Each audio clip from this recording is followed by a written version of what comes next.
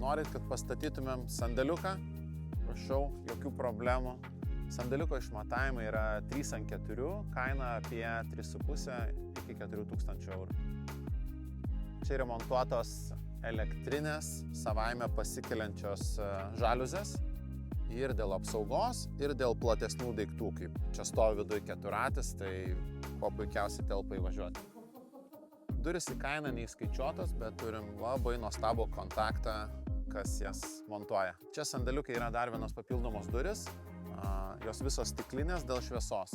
Tai šitos duris į kainą yra įskaičiuotos ir kas dar gražu labai, čia yra lygus sutapatintas stogas. Tai sandėliuke būtinai turėkit ventiliacijos angą. Šitame sandėliuke buvo pasirinkta deginta mediena.